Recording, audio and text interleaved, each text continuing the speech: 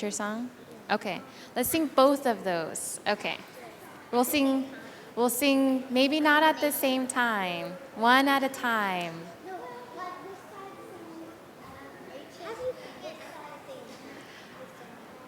Okay, let's sing the All in My Heart song first. And then you can teach everyone the All in My Heart song that we learned this whole week. Okay, Adele? You ready? Are all of you guys ready? Okay. The sun. Wait. Why are you turning around? You can teach everyone the hand movements. Not all of us know the hand movements. You totally know. Okay, are you ready? One, two, three. The sun, it shines on my face and on my eyes. The sun, it shines in my heart. The sun, it shines in my heart. The river, it flows from the mountains to my toes.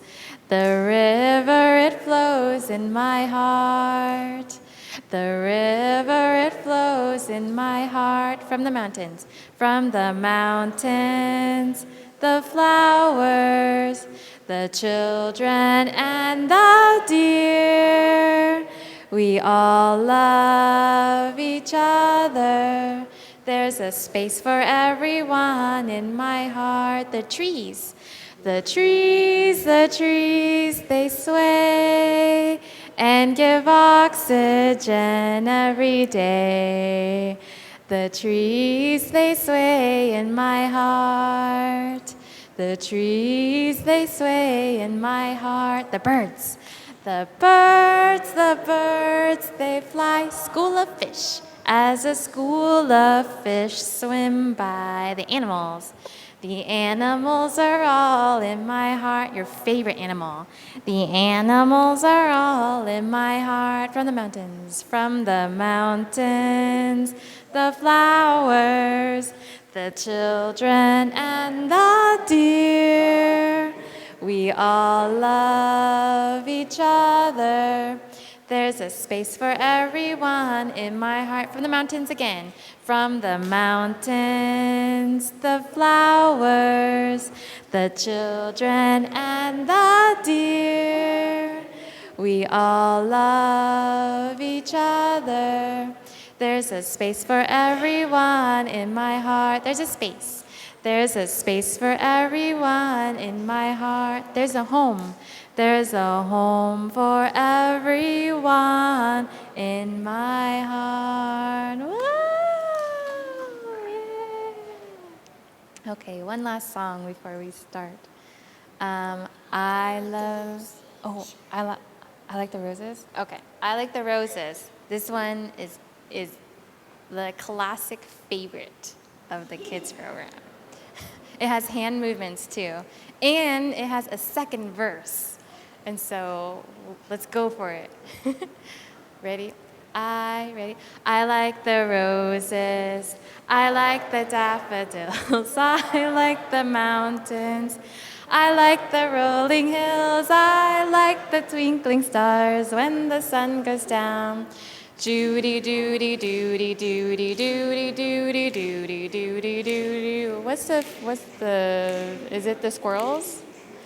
I like the bunnies, rabbits, and the squirrels too. I like the bluebirds and the roaming moose. I like all animals like me. Shooty doody doody doody doody doody doody doody doody doody doody doody. Again, from the top. I like the roses. I like the roses. I like the daffodils. I like the mountains. I like the rolling hills. I like the twinkling stars when the sun goes down. Shooty doody doody doody doody doody doody doombe doombe doombe doody doody doody. I like the rabbits. I like the rabbits and squirrels too. I like the squirrels too. Bluebirds, and the roaming moose. I like all animals like me. Doody doody doody doody doody doody doom be doom be doom be doom be doody doody doody doody doo.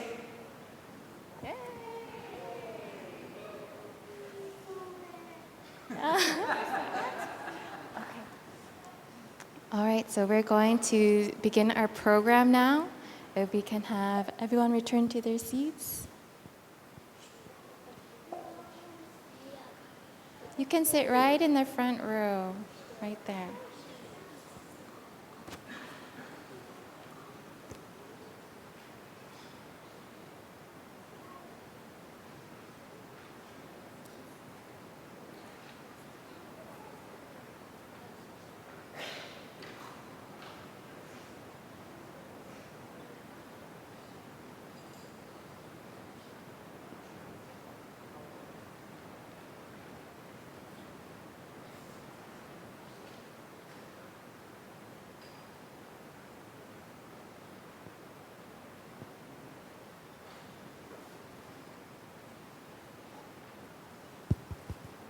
So, dear community, I just want to. I have one announcement to make at this time, and that is, if you found a black iPhone, it's by now it's out of battery. So, if you look around, you find one, please give them to me or James Kim or his aunt. So they're looking for that phone, and so in the next today and the next few days, if any of us, especially the residents, if you found them, please have them brought to me so that I can return to James. Thank you. And we'd like to invite everyone to stand to greet our teachers. Thank you.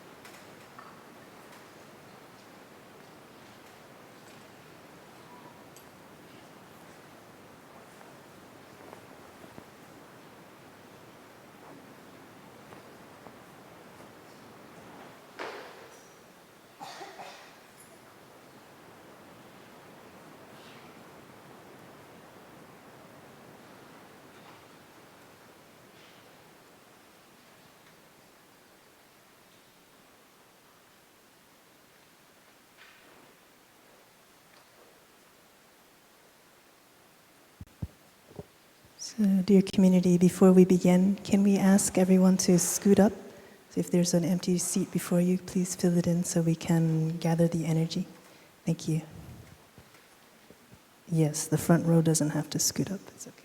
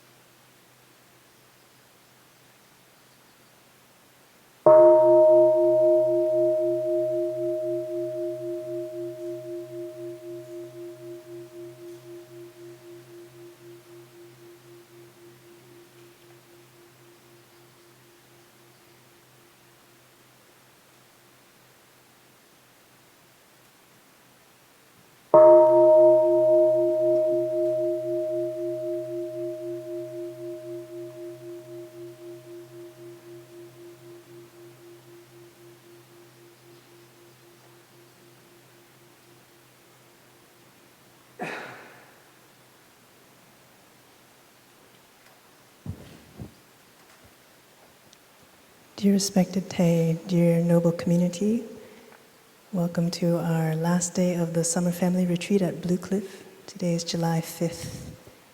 We've had a very full and fruitful summer retreat together.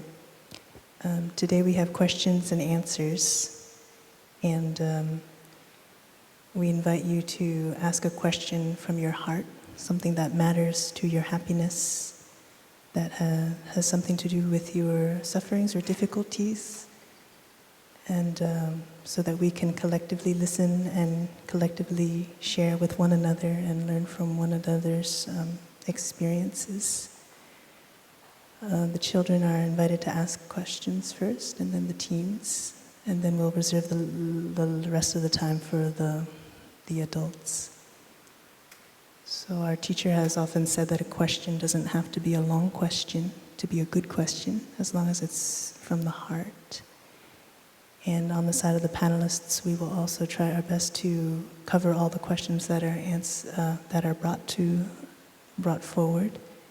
And we also know that a good answer doesn't have to be a long answer as well. Just a reminder for our panel. So if you do have a question, please raise your hand and we'll pass a mic to you. Maybe for our kids first.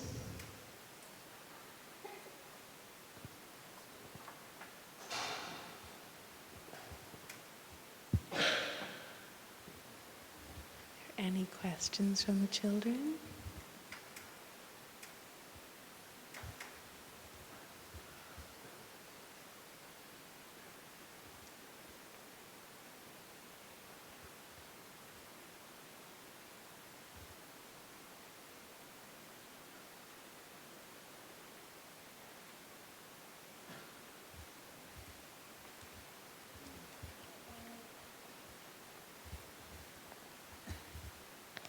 Does happiness come from your thoughts or from your emotions? Does happiness come from your thoughts or from your emotions? Does happiness come from your thoughts or from your emotions?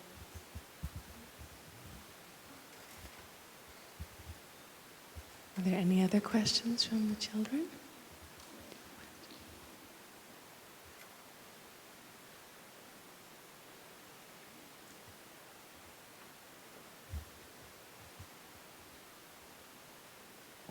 Any other questions from the young ones?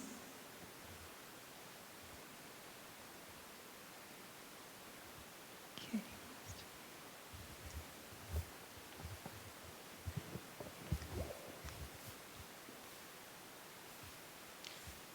Why do all the monks wear brown clothes?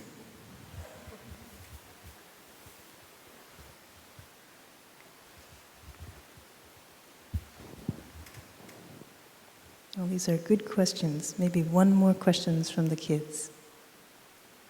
Something you've always been wondering about something in your life.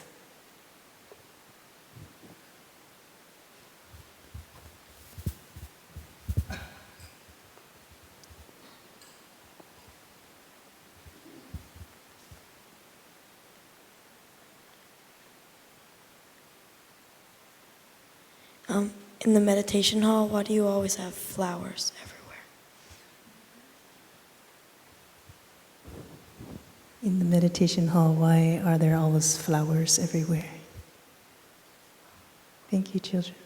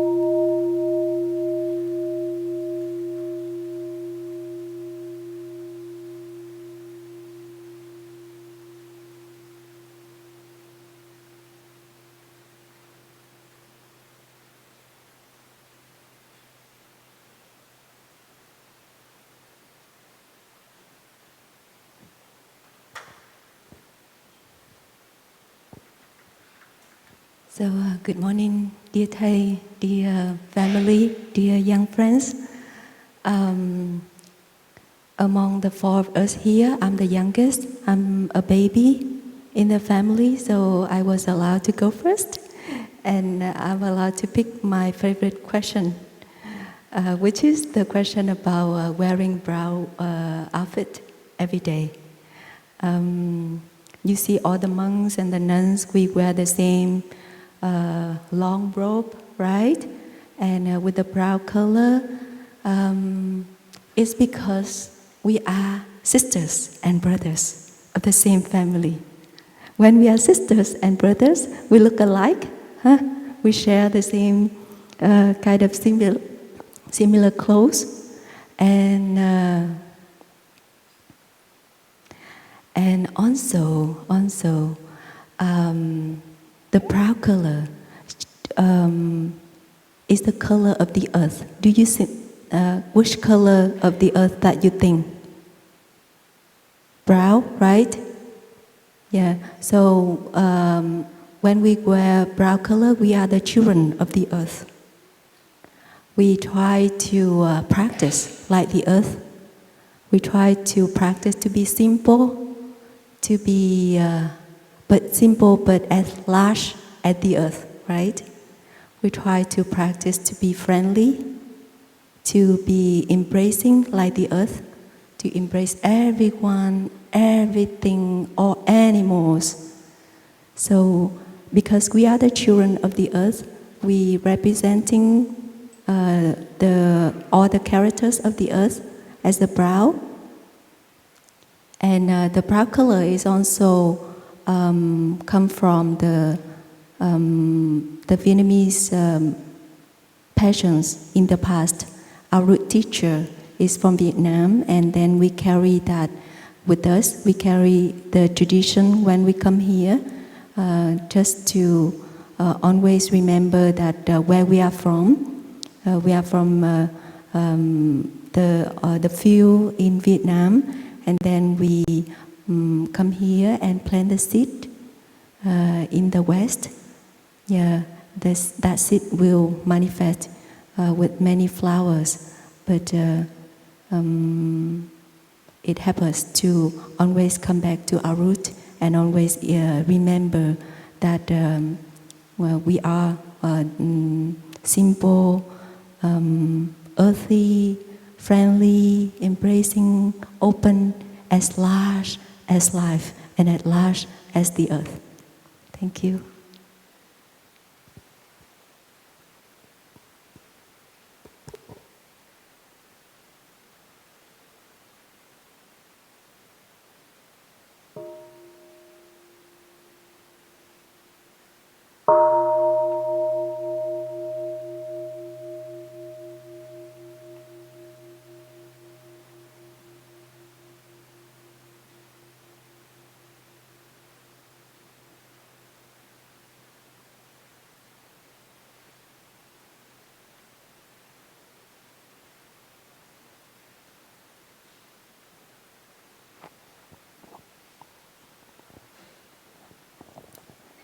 Dear respected teachers, dear beloved noble community, the question about why do we have flowers in the meditation hall, that is a very good question. You look at the flowers, what do you see? Isn't it beautiful? It's very beautiful, isn't it? It's very fresh. Sometimes we get up in the morning, or from times to times, especially when we get up in the morning, we feel tired, sleepy. Sometimes we even feel very clumsy, right? So when we go inside a meditation hall, we see the flowers are so beautiful. They're so fresh. It helps us to come back to ourselves so that we can see ourselves as fresh and as beautiful as the flowers. So it's just a practice. And sometimes is when we get tired, when we get tired, our body and our mind are not one. They've been dispersed here and there. So coming into the meditation hall or anywhere, you sit down, you have flowers in front of you, and you just breathe in. You know that you're breathing in. You breathe out. You know that you're breathing out. And you just imagine yourself as a beautiful flowers. Because we are human, but also are flowers. We are flowers in the garden of humanity.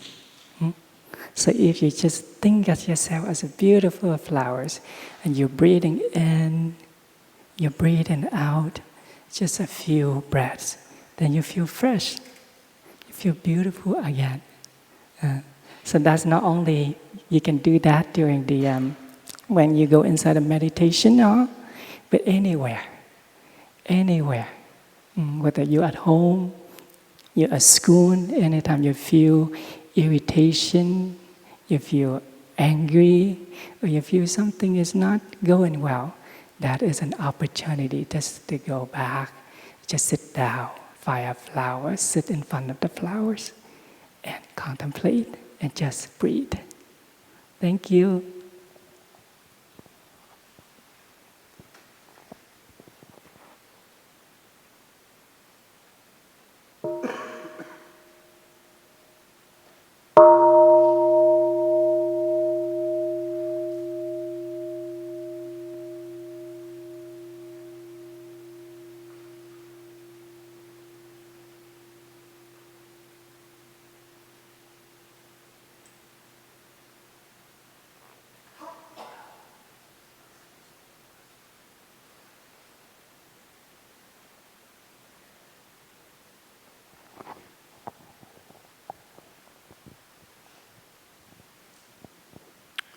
Dear Thai, dear community,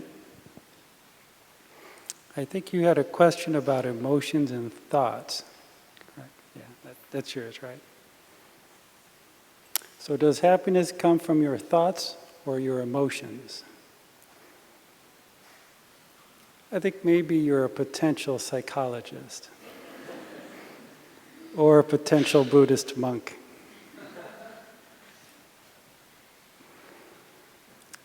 Do you have happy thoughts? Yeah. Do they make you feel good? Yeah. So our happy thoughts create happy emotions. Yeah.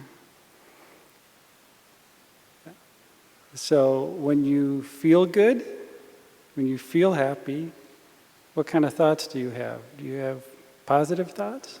Good thoughts? Yeah. So when we have positive emotions, happy emotions, we have happy thoughts. That's the way it works. So, yes.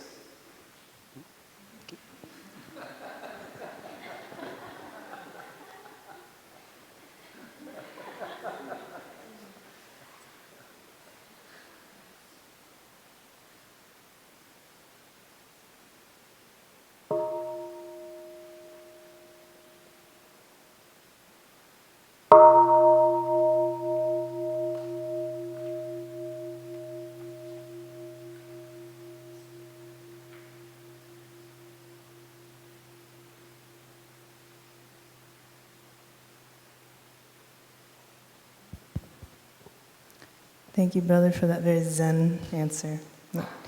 So now we'd like to invite the children to stand up, to greet the community, and then to proceed out for the children's program outside.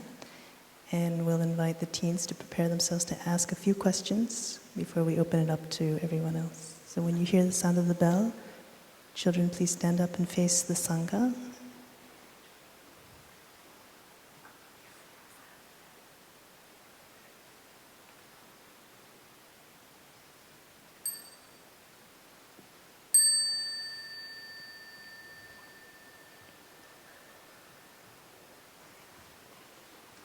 Face the Sangha.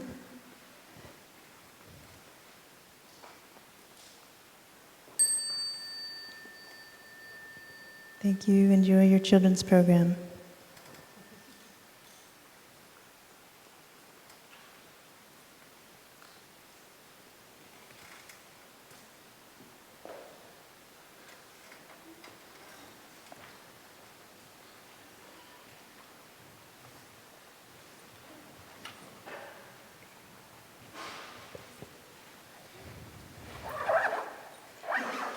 Okay, for our teens, we had challenged them to ask a question that would stump the panelists, but that was just a joke, I hope you know. So now the space is open for our teens to ask questions from the heart. Maybe we can take a couple, 2 or 3, if there's any burning questions.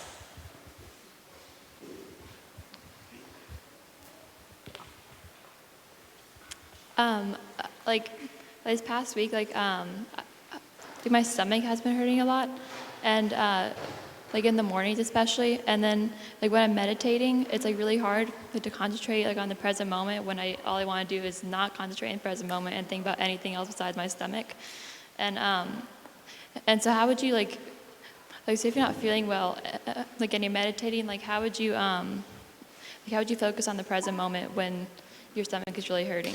So that's why.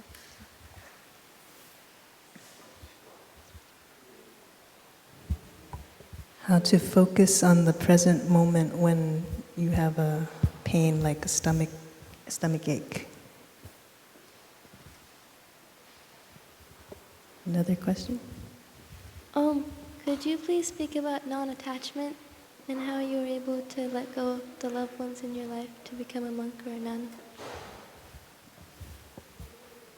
How to practice non-attachment and letting go. And how can you talk about your experience and how you were able to let go of the loved ones in your life? Monastic life, how we practice non-attachment and letting go in our monastic life.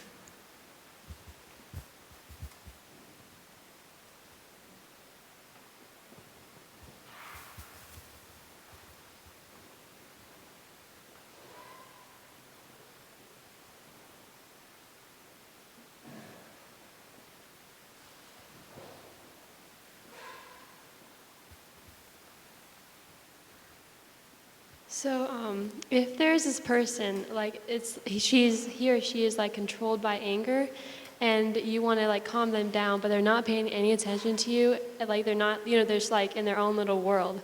How do you bring them back if like they haven't practiced meditation before, if they don't know how to come back?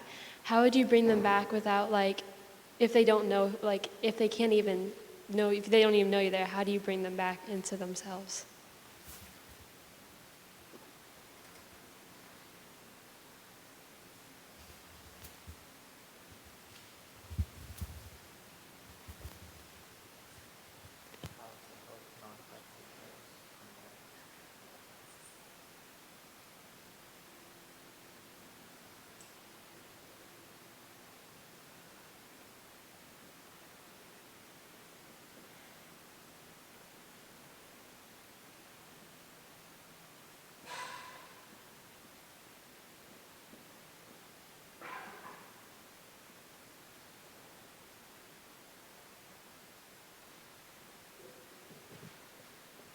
Any other questions?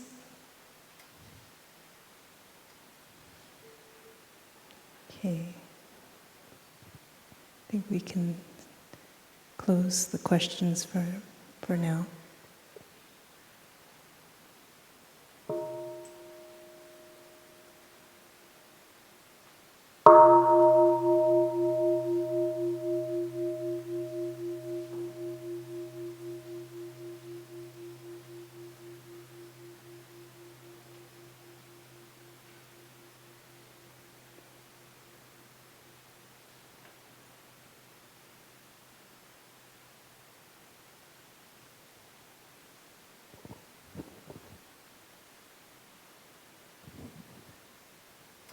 Dear community, I'd like to try to share about the question of pain and staying in the present moment.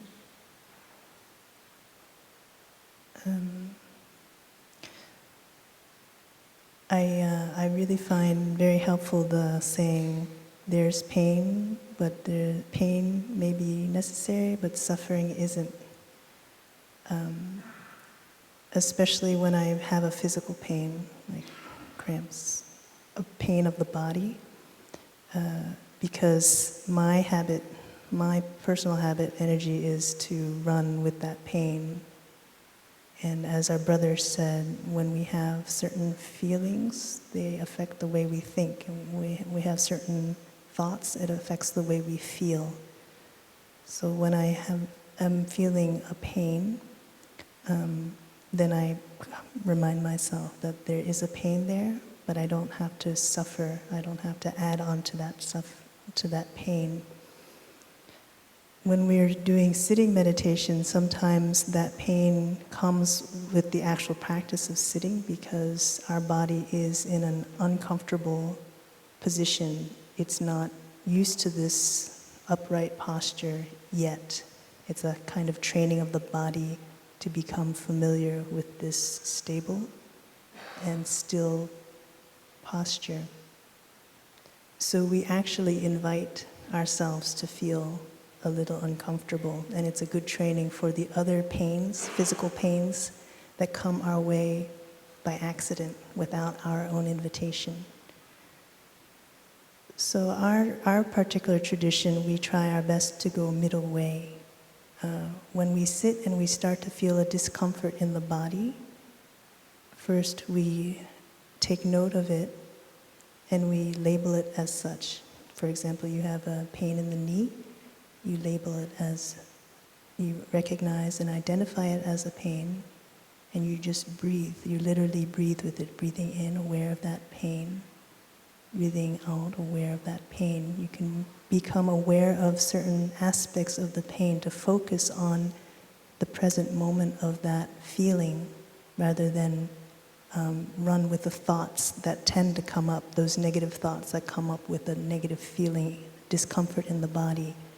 We can focus on the location of it in the body. We can focus on the intensity of it. So for example, your situation is a stomach pain. My situation is a pain in the back or the pain in the knee. We can focus on the feeling, the direction of the pain. Is it growing? Is it decreasing? Is it strong? Is it intense? With each breath, as we breathe in, we focus on an aspect of that pain and allow ourselves to dwell on that aspect. It means we observe it. We observe it and we train ourselves to just recognize it, simply recognize it. It's called mere recognition.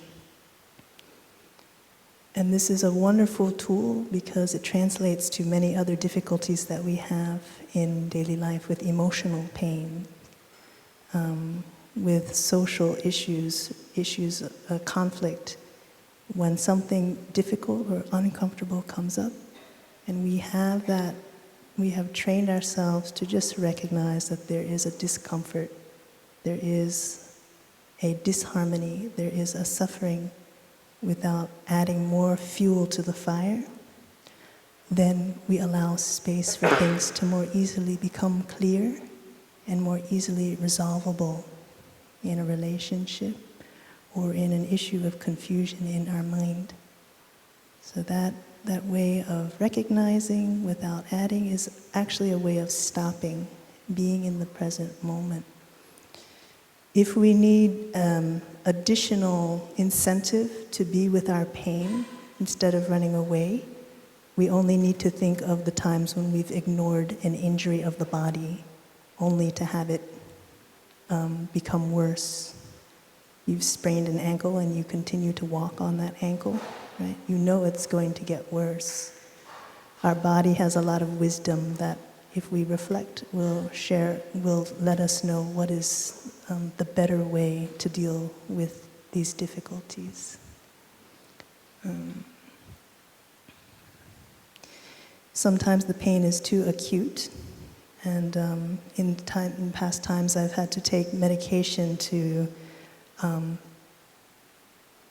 allow me to get over that limitation that I've had.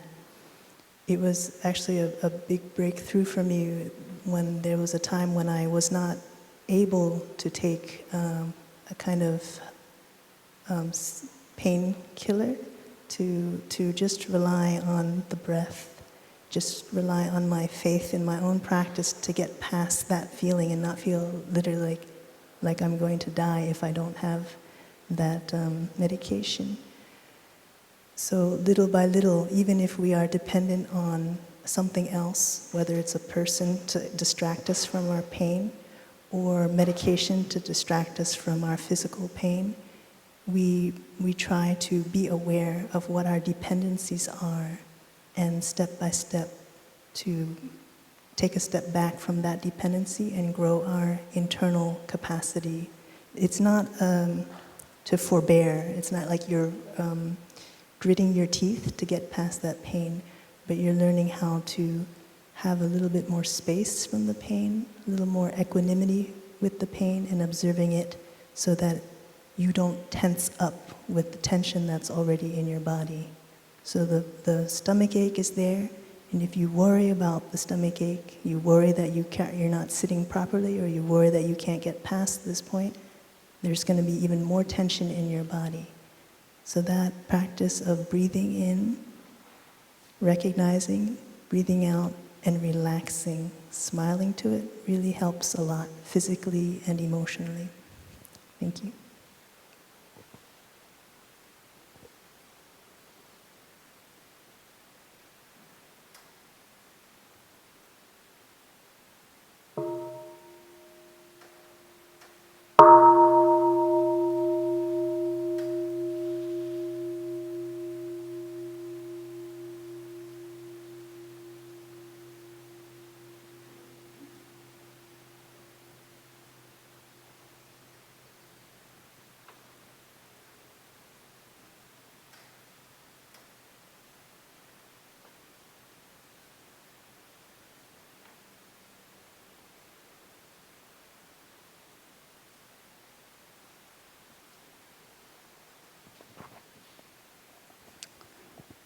Dear Tide, your community, how to help a non-practitioner come back? Whose is that one? Yours? Is that your mom or dad? No, just somebody at school. Have you tried cheesecake?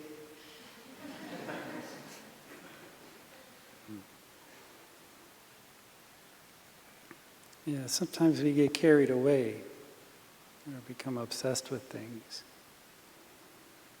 And we get caught in our own minds, our own emotions. And so we don't have any clarity, right? Yeah. So we lack any objectivity about ourselves and our situation. And, well, what the heck do they know about mindfulness, right? Meditation? And, they're just reacting. So the question is, how do we help people stop? How do we skillfully? And we need to be a little inventive. Yeah, we need to be a little inventive. How can I help change this situation? And every situation's a little different. Yeah. So for you, it's a good contemplation as a practitioner. Okay. So this is something you would want to sit with and walk with and take a look at. How can I, with my practice? And a lot of it has to do with where you're coming from. Emotions are, they're addictive, or they're contagious. They're contagious.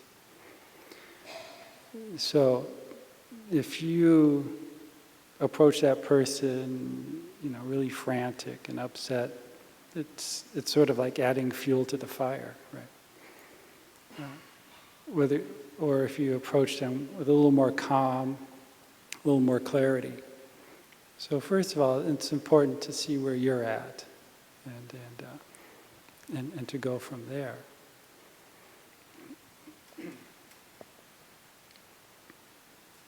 You know, I do quite a bit of teaching. I go on tour. I meet all sorts of people who have not practiced before, different social situations. And quite often, I tend to try to relate to them, to their situation. A little empathy, right? A little empathy. Yeah, I kind of see where you're coming from, but, is that tricky little but, or however. Also, yeah. And you might, talk to them a bit. The conversation's is a tool as well. Okay. So each situation is a bit different. How do I help this person to calm down? Yeah. Because they don't know what following the breath means, and if you try to explain it's going to get lost. It's going to get lost because they're not in the right frame of mind. And even if they were in the right frame of mind, they might not accept it either. So, but it's important to see where you're at and to practice with that, and to find little things. I was a bit serious when I said cheesecake.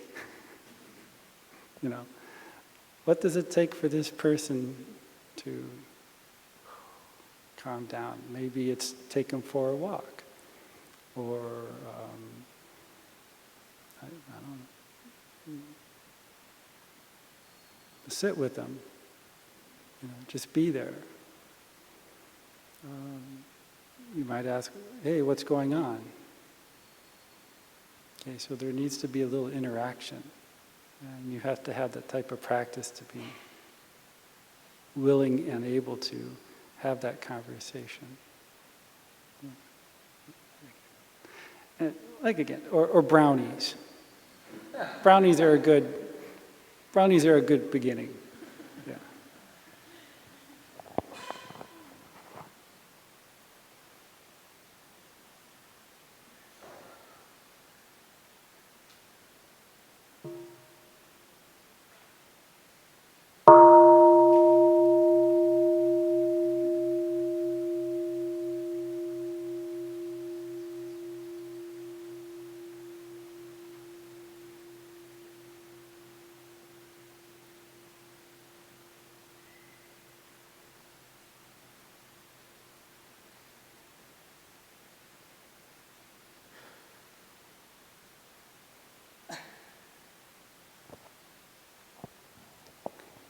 Dear respected Thai community, I would like to practice on sharing the third question on attachment and letting go in the monastic life. And I think the attachment and letting go, they are going well with each other. I think attachment first is attachment. It is something, it's a very natural tendency as a human being. And not only human beings, but a lot of species, they have a tendency to attach to something. So I think that before I share on this, I would like to ask a question back to you. Have anyone in here, have you ever felt that you are attached to something, as an object or a person, anything that you're attached to or you've been attached to? Either you're attached to or you've been attached. Can you raise your hand if you have that experience? Almost everyone, huh? And how does it feel when you attach to something or you been attached? Does it feel free? Does it feel happy? Does it cause discomfort? Does it cause irritation?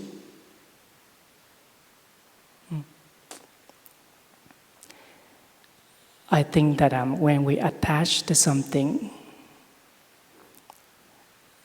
first we have to define attachment.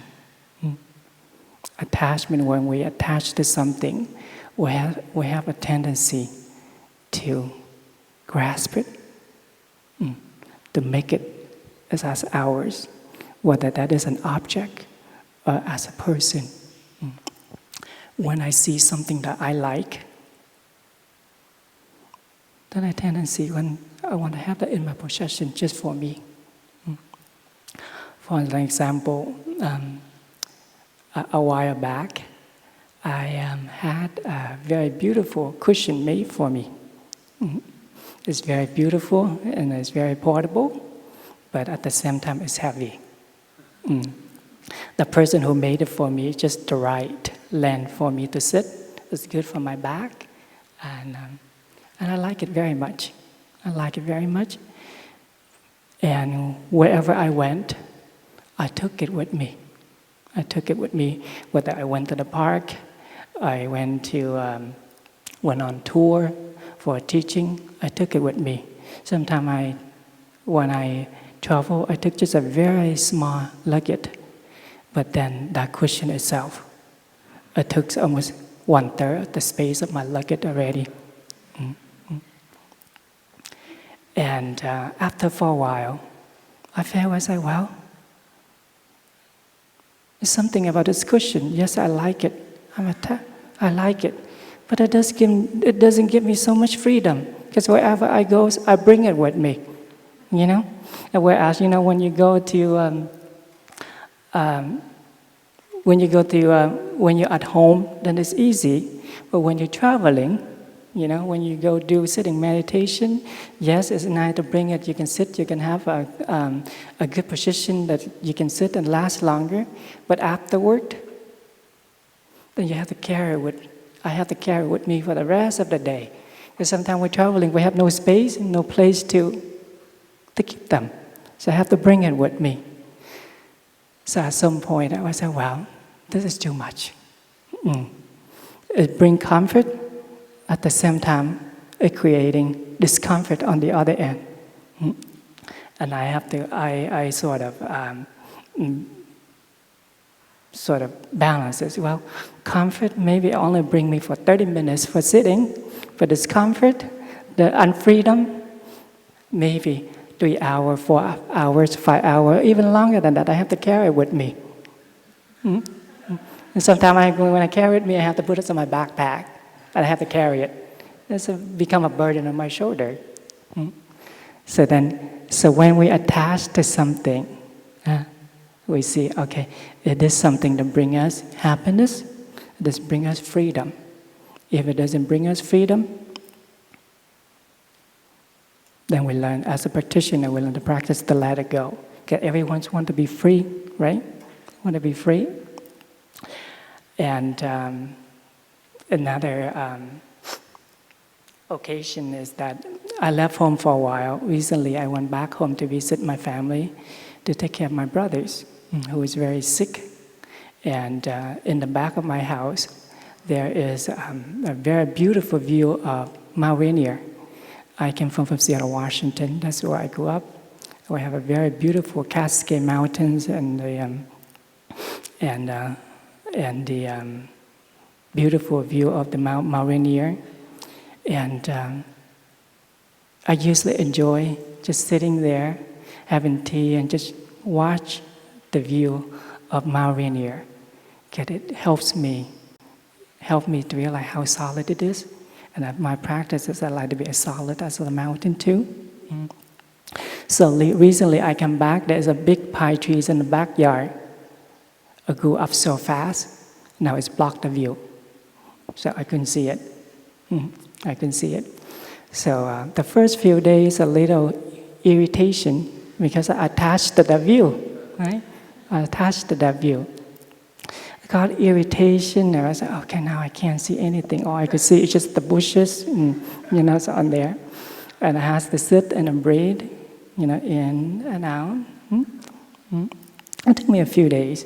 And there were days, the thoughts that came up, maybe I just trim it. Maybe we just trim it, and then we could see the view. And then it took me up 3 or 4 days. And I was like, well, trees during one sitting meditation in the morning. And I look at it, look at deeply. When the morning I got up, it was very foggy. And then the clouds floating by half of the tree, and I could see the tree was so green, it was so beautiful. And I was like, wow, green is beautiful. The tree is very solid. And I was like, trees also are beings. It deserves to live too. And I can't just only attach to something. This is something that I like, something that I want, and I want to grasp it. And then at the same time, I make something else to sacrifice for my needs or my wants. So I said, well, maybe I need to learn how to live in harmony with the tree. Maybe that I learn to sit and appreciate how beautiful the tree is. It's there for me. It's in my backyard. Provide a shade, the freshness, the solidity that I need. And then some other times, during the winter time, when it's cold, some of the leaves fall down, then I can see the view. So I learn how to compromise with that. So that is how I learned, okay, letting go. Let the tree alone, it's like that. And just after that, I feel great. And I just, every time I go to the living room, just sit there drinking tea or do a sitting meditation, watch it out, I'm in peace with the tree. Just learn to let go of my thoughts of what I want. And I think as a monastics that we, the little things like that, or not only that, little things like that, we're human. We get attached to things but we are a practitioner. We learn how to practice to let go of what we attach to. That attach could be a thought, could be a perception, it could be a feeling, something that you attach to. Sometimes we live in a monastery. I look at my beautiful sisters. Sometimes it's hard too. It's a practice. You see, the nuns are beautiful. They're beautiful too. Huh? Not only the nuns, but some lay friends who come here, very beautiful. But then, as a monastics, myself as a monk, I remember my bodhicitta, what we call beginner mind. My deepest desire, why I wanted to become a monk. I wanted to become a monk because I want to be free. I want to be liberated. Liberated from what? Liberated from my own sufferings. I had attachment before, and I suffer. And I don't want to go through that again. And I want to use my time to do something else that is more meaningful. Something more meaningful. So that my deepest desire is to practice, to transform my difficulties, my suffering, so that I be able to feel joy, feel peace in myself. And I know that when I have peace and joy in myself, as well as freshness, then I be able to offer that to others. Because I cannot offer that when I don't have those qualities in me. So love begins with that first. We have to learn how to take care of ourselves first. Because if we do not know how to take care of our emotions, our feelings, our sufferings, how can we take care of others? When there are suffering, there are difficulties inside of us, and we don't know how to take care. there's no way that we can take care of our loved ones. Right? That's the realistic. The realistic way is take care of yourself first before you learn how to take care of others. And part of my practice is that when I see as my sisters, my spiritual sisters or friends who come here, and they, some people look very attractive. There's tendency, the moments that not mindful enough, very easy to get caught in that and get attached to it. But my practice is that when the moments come up, I learn how to come back to myself. That is what the mindful breathing is all about. It's always there. It's always there for us, to help us to come back to ourselves. It's just that moment I come back, as breathing in, I'm aware I have this exciting energy coming up. Breathing out, I smile with it.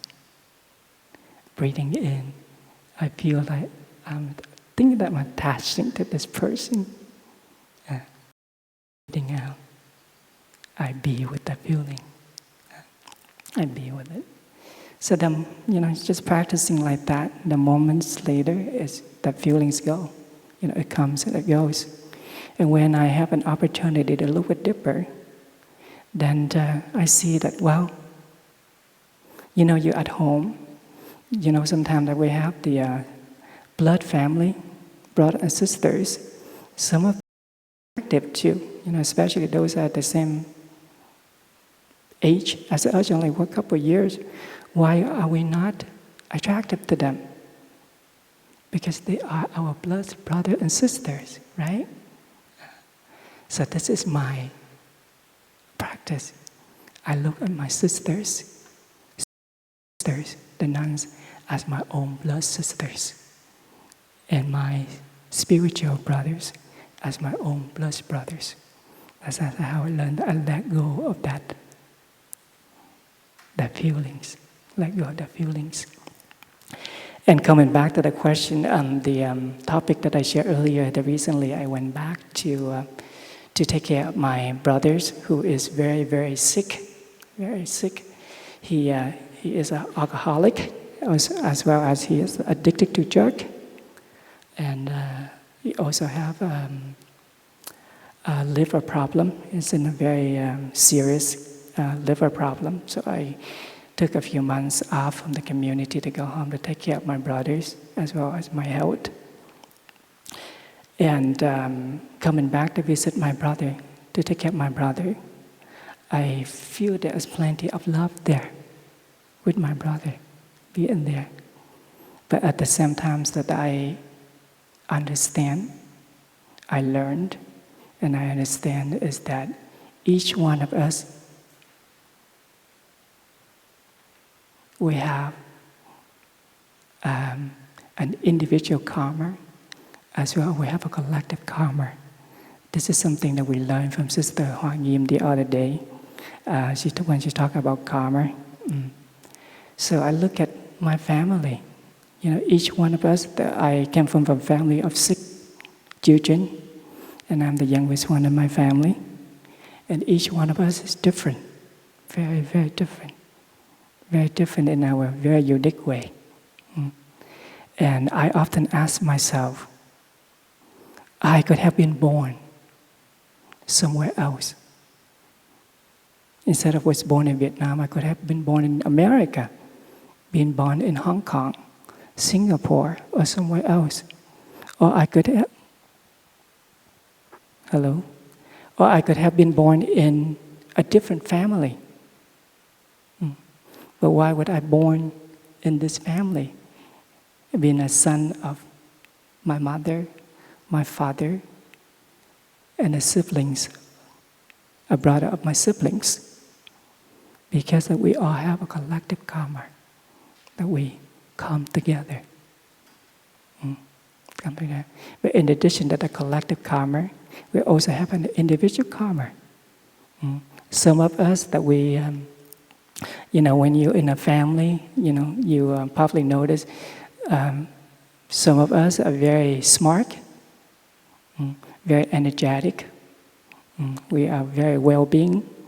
whereas some others are a little slow, or they have some physical or mental retarded. And they're very different than us. And that's because of their individual karma. So because of that, I learned to accept it the same way with my brothers. Instead of blaming my brother, why do you have to go through all of this? There is a different path that you can take. Why do you have to be addicted to alcohol? Why do you have to hang out with your friends? The drinks. Why you have to take drugs and all that. And as I look more deeper, I see how the suffering came about to my brothers. When he was young, he hung out with the wrong crowd. He got rejected by his peers. And when he got married, he got divorced. And so many things that happened one after another. And I put myself in his shoe. And I could feel how it is. And I begin to understand and accept him the way he is. So part of for me is practicing letting go, being there with my brother, is that I am here for you, to help you to overcome your difficulties. This is one of the conditions that it comes together, but it's not all of the conditions. For things to happen, it takes a lot of conditions to come together to make it happen. So for me being there, for my manifestation for being there, it's just one condition. But I know if that condition is being there for him is not enough, then I understand, I accept it. Okay? Because I don't force myself that, okay, I'm here, I have to fix the problem. He needs to be fixed. So for me, whether he's fixed or not fixed, it's not a question. If he's fixed, then it's wonderful. But if he's then the best that I can do is I be the best I can be, that I'm there for him. So with that thought in mind, that I learned to let go. You see, learn to let go. I'm here because he is my blood brother. I'm there for him to take care of him. But if anything is else, whatsoever the result after that, then it's out of my control. It takes many conditions. So back to the question, attachment and letting go, they go together. They go together. But as a practitioner, when we are practicing mindfulness, then we are aware of what is going on inside of our mind. If there are moments that we feel that we are attached, then we know that we are attached. We just come back to it and we learn how to practice to let it go. And I think that for some of us who are here during the retreat, Brother Emptiness talked about the 5 universal mental formations. It begins with the form, and then attention, feelings, perception, and evolution. Form is something that we see. Something that we see. That is, when we see something, like form is mean this is contact, the contact. When we're in contact with form, with something that we totally immediately draw to that attention. Okay? When you see something that you like, you see a beautiful girl that walk on the street, or a very handsome boy that walk on the street, or you see an object that you really like, after that, you bring your attention to it, right? Or when there is attention, there is a feelings, whether you like, he's very handsome, she's very beautiful, and you started to have feelings. Or you see a very delicious cheesecake, like the you shared earlier, then you show attention to it, feel it, and then you have this perception about this person.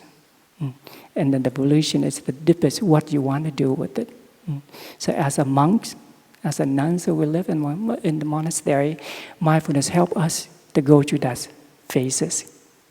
When we're in contact, and then the next step is tension, then we have to direct our attention to the appropriate tension so that we don't get drowsed into it.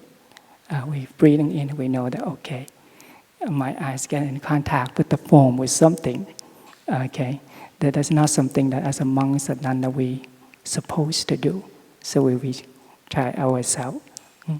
So that is something that I would like to share from my experience. So I hope that helps.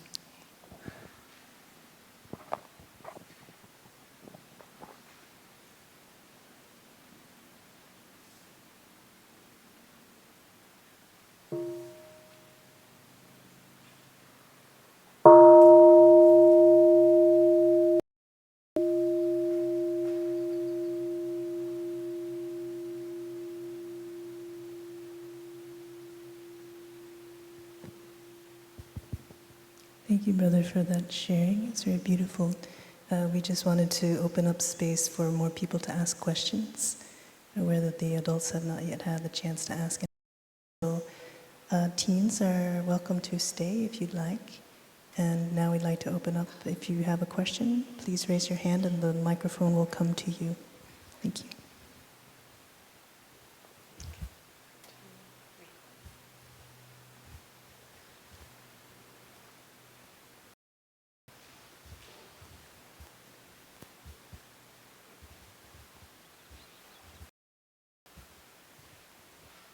What is the source of suffering?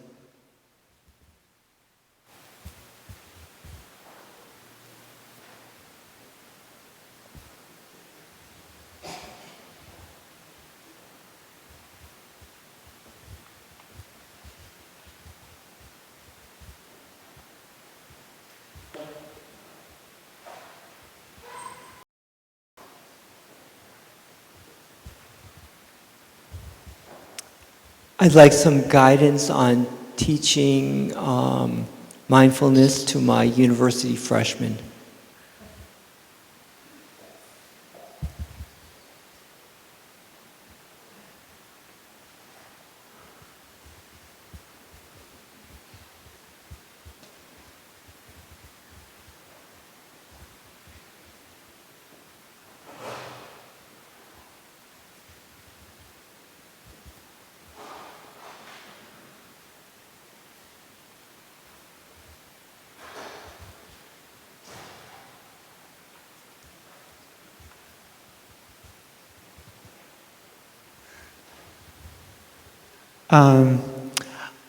I've just been kind of consumed with anxiety and worry.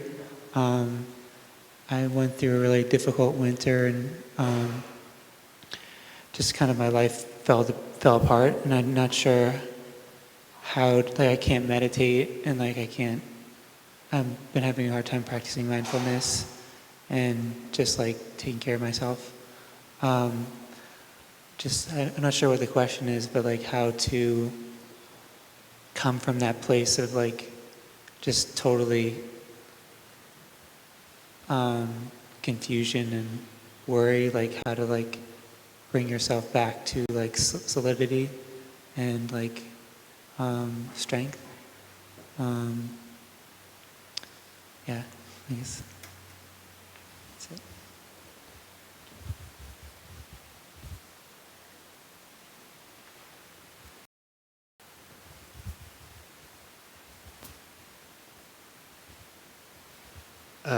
Question is, how do we help our son, who's a tween,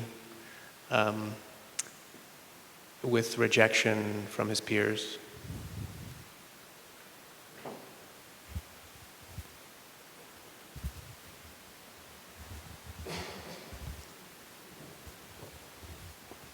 There are also a number of questions that were written for consultation, and we this opportunity to address them if possible. A question, two that go together are, what does self-love look like or sound like? And perhaps how it is related to our practice with feelings of rejection, feelings of feeling vulnerable.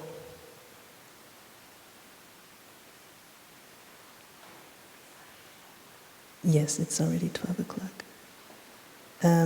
So what does self-love feel or look like, and how it relates to rejection and vulnerability? And just to open up that question about the university students, to how can I support my child in the practice? How can we help others, perhaps those of the younger generation, in the practice when they have issues, emotional or health issues? How can we better parent and share these practices with their schools? So we won't be able to answer all of these questions, we apologize, but we'll do our best to choose questions on the board and answer them as well and as concisely as we can. Thank you. So now I'd like to invite our brothers and sisters to continue sharing.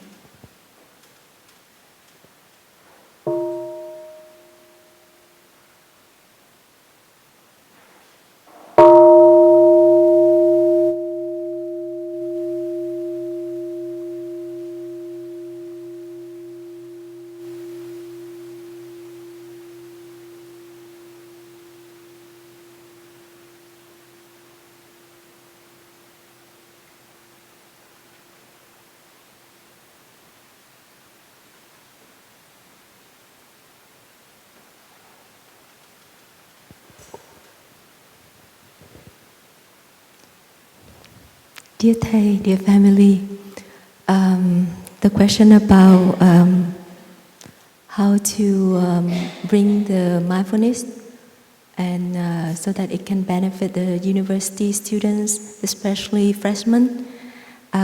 This brought me back to the time I was freshman at college, and I remember at that time there were two things that more concerned me. Was one is that whether I had the right decision for my career or not, whether I have a clear view of what I want to do for the rest of my life, and the second, how should I focus on my study. So thinking about that, and also based on my practices here for more than 5 years, I see that the practice of mindfulness really helped me to,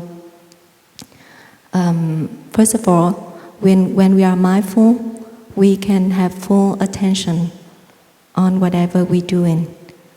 When we're mindful of our action, our mind, then we are mindful of our speech, our thought. Then we become aware, we become alert to our life.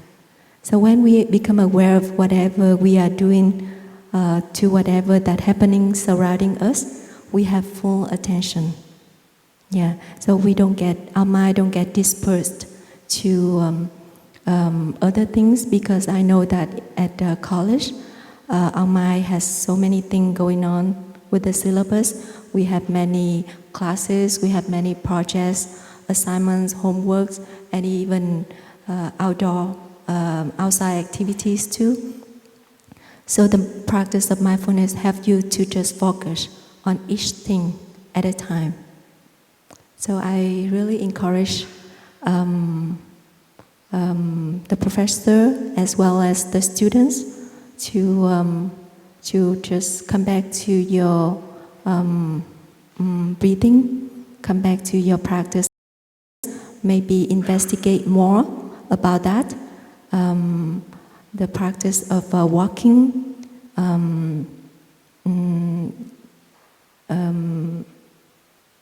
deep relaxation, for example, so that you can have space for you to focus more for your work, your study. and about finding out whether my path is right or not is a factor in the Eightfold Path. That is the right view. When we practice, we become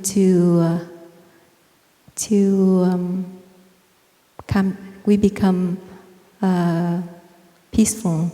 We calm down more, and we slow down our life. We can stop sometimes. As a student, it's hard for you to stop because you see that you need to take advantage of every minute, every moment, and the schedule that's always going on with the fall semester, winter semester, spring semester, summer. It's just going on like that. We cannot stop, but actually we can stop. We can stop thinking. We can stop running. Yeah, we go back to our serenity. We become calm, more peaceful, and when we are like that, we can see things clearly. It's like the still lake, the water in the still lake. You can see things under the lake clearly. So your mind is like that. If you are too busy to worry about what's going on and what happened next, or even what already happened, you cannot see things clearly. So if you thrive in your breathing, thrive in that moment, thrive in whatever you are doing at that moment, then your work is taken care of at that moment, at every moment built up by themselves. And then you can create your future. You see things clearly in each moment, and it helps you to see things clearly in every moment to come. And after practice for a while, I learned the lessons. I love the art of mindfulness, and I wish that I could know this when I was freshman. So this is my experience, and I hope you can get something from it. Thank you for your listening.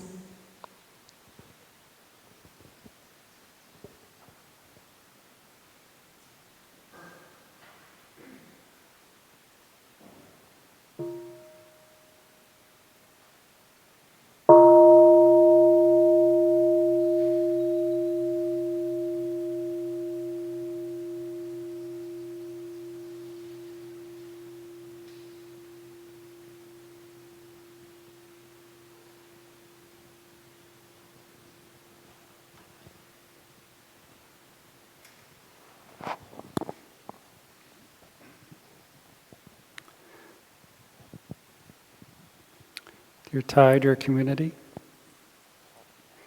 there's a question about how to meditate with worries and confusion and creating stability.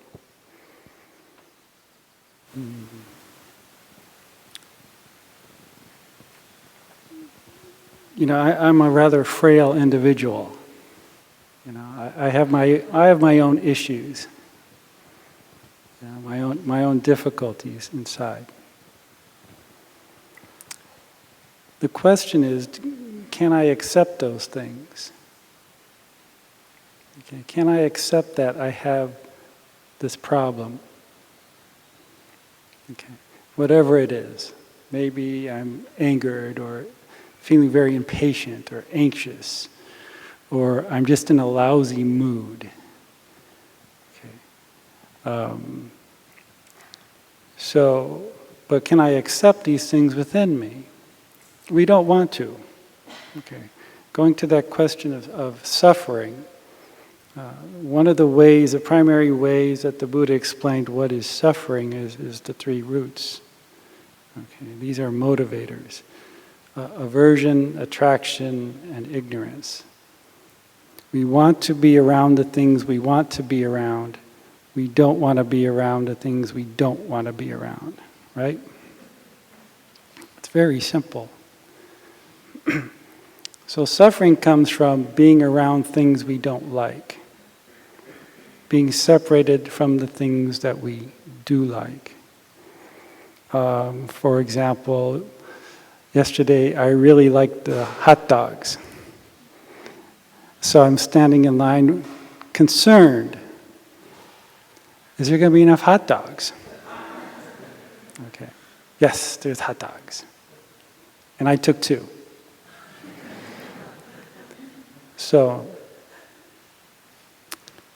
I like those hot dogs. Okay. And it's the same things, it's the same thing for the things within us.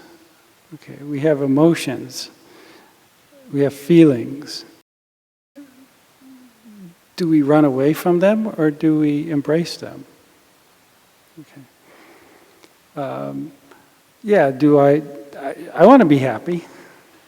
Yeah, I want to be joyful. I want to be peaceful and stable. Yeah. So when I'm not those things, okay, what happens? Okay, we create more turmoil. Being around things we don't like, that also includes our emotions, our feelings, thoughts. I'm having this feeling, this very negative feeling, a thought about, for example, my brother. Well, I guess I'm a bad person. Yeah. So it creates stories, okay, especially with the confusion. More and more stories. So the question is, can we accept ourselves as we are? You know, we can, there's this one time I was just coming to the community and I was having a very difficult time. I've forgotten about what it was about. But, so I went for a walk. I thought, okay, this is gonna help me. I'm gonna go for a mindful walk. So I went out, started walking, started breathing, and walking, okay. Walking, breathing, walking, breathing. It was still there. It was still there. Why isn't this working? I never accepted it. Okay, talking about letting go, we need to accept something before we can let it go. We need to embrace something and be okay with it before we can let it go. So sometimes I come into the meditation hall with a very agitated or busy mind. So you would think being a monk for 11, 12 years, that doesn't happen anymore. It still happens because human. That's what the mind does. But am I sitting down, am I leading my life to find some kind of perfection, some expectation? Am I with an expectation? This is what meditation is supposed to be. Peaceful, calm, no difficulties. No, that's not it. That's a state, but we reside with many states. So I would sit and just be with that agitation, fully accepting this is the way I am right now. This is what's going on right now. And it's perfectly okay to sit here feeling agitated. That's the perfected state. Yeah. That's the perfected state.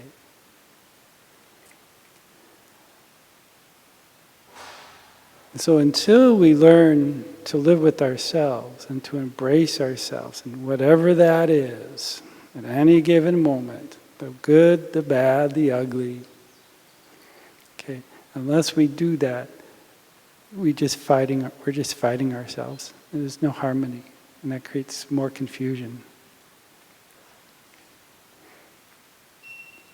So in order to find that harmony and stability, we have to accept ourselves. And accept ourselves in any situation and say, this is okay. Okay, this is okay. This is being human. Yeah. This is my humanity.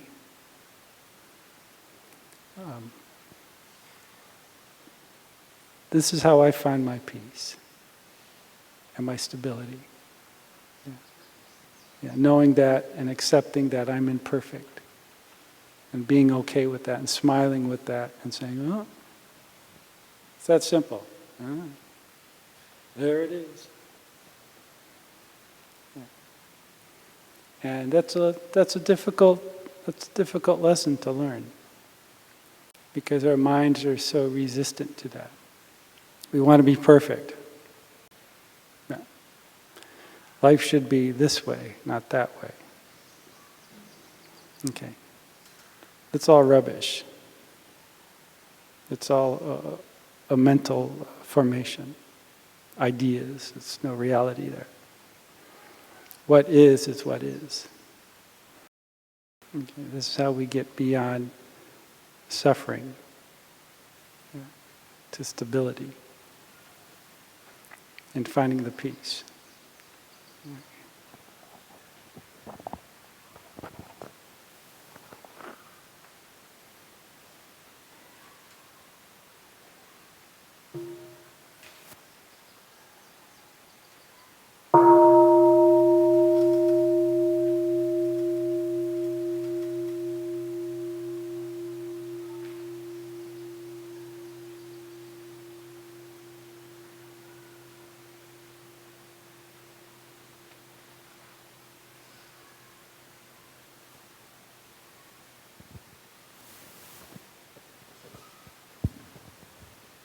Dear community, I'd like to address the question about self-love, vulnerabilities, rejection, and how to help our loved ones who are dealing with and rejection as well.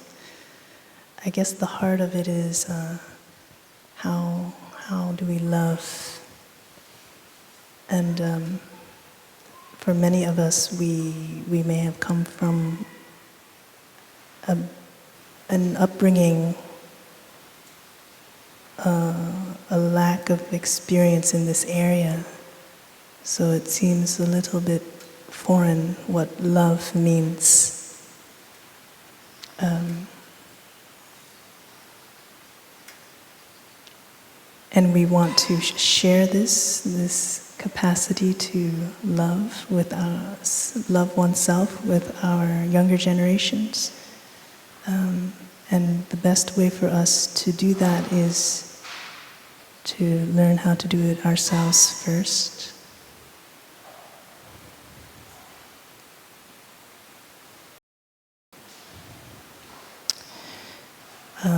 For me, how self-love began to manifest, where I really see myself and accept myself, there was a feeling of equanimity, one of the four immeasurables, that I felt was ripening.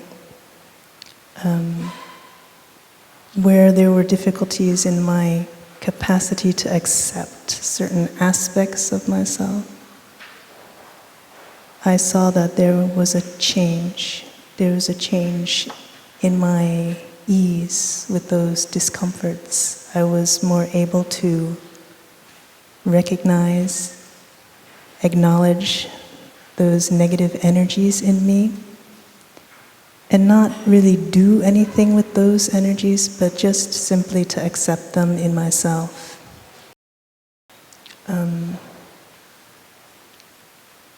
We want our children to be able to not suffer. Sometimes we approach it by trying to strengthen their skill set.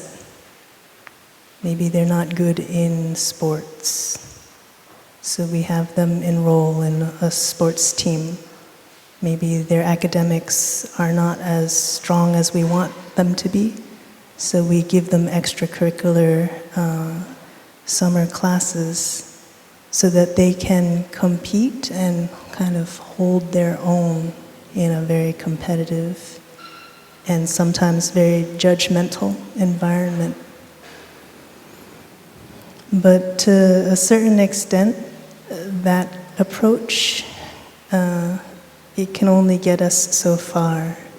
And at the root of it is still those feelings of insecurity when we come across a situation that we don't have that skill set in, that we don't have that capacity.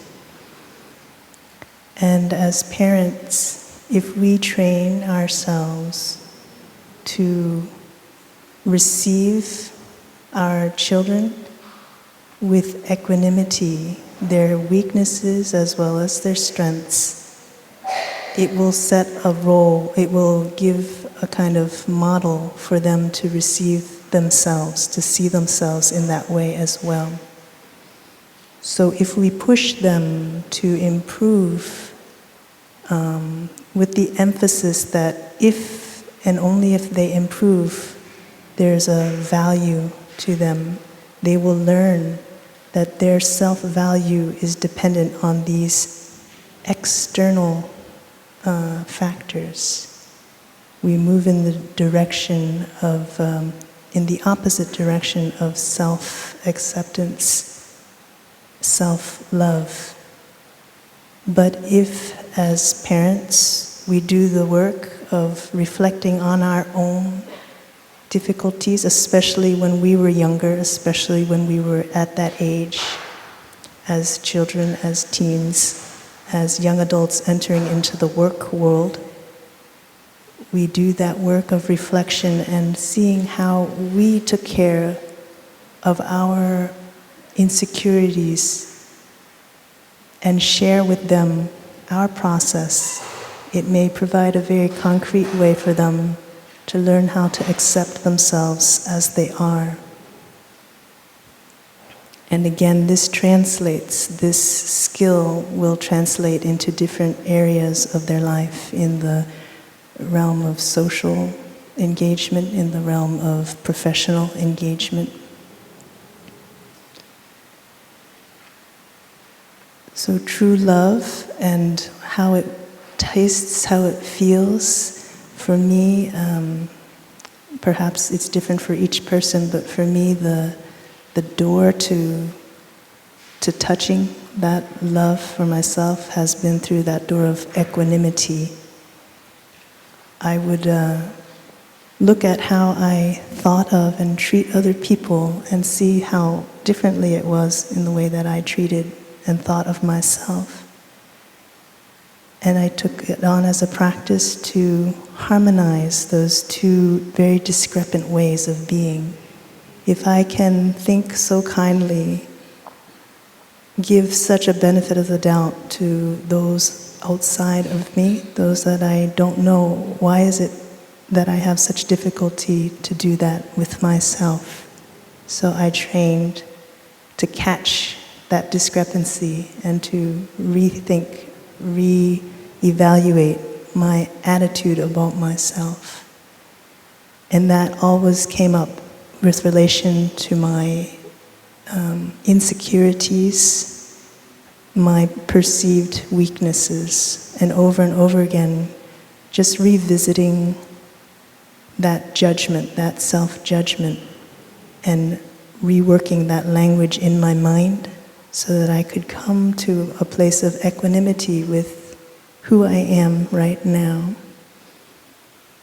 It's an ongoing process, learning to love oneself.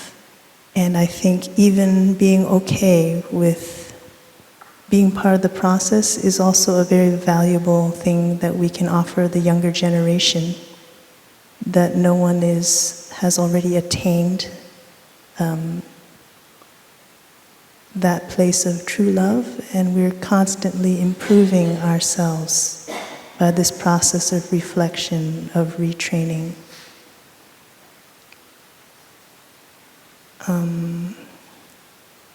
maybe the last aspect about the practice of equanimity as an avenue to self-love and a truer love for those around us is that we reflect on how we feel, the kind of spaciousness we feel to allow things to be as they are in our environment.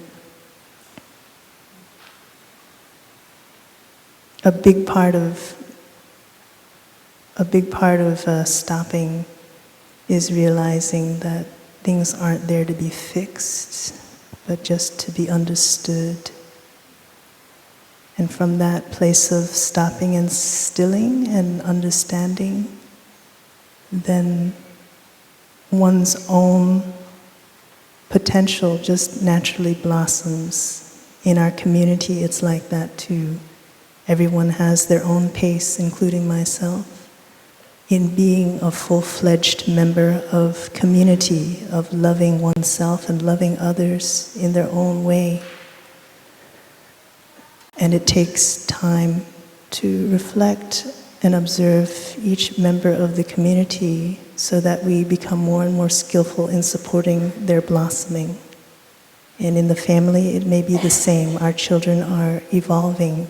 They have input so much input, not just from our family interactions, but so much from their own peers. So to take the time to open up the space to accept as we see things that may not go initially with what we want, is to give ourselves the gift of space to look and understand.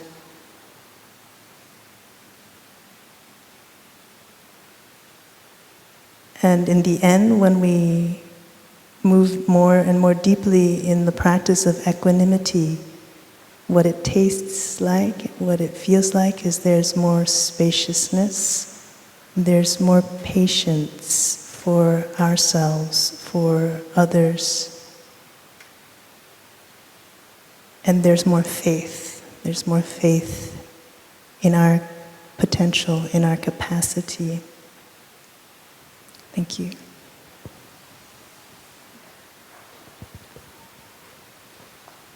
And so we've come to the end of our Q&A. If there are questions that are lingering, please feel free to approach any of our residents here if you would like to pursue the questions further. We will have, I believe, a closing circle before lunch. We will remain here. Okay. So can you please raise your hand if you are here just for the day of mindfulness today? Okay. Thank you. There will be an orientation. Oh, okay. So our friends we will have a closing for just the summer family retreatants. I just want to mention two things. There have been a number of people who have been asking about the Heart Sutra chant. Our brother Michael Saborsky has a beautiful recording of the new Heart Sutra that was revised by our teacher about a year ago. And if you are interested in learning it, to take it home with you, you can get more information in the bookstore. He has a CD called Reverence out, and you can look it up on the net. It's called Reverence by Michael Saborsky, and it has the New Heart Sutra. Thank you for your questions and for listening.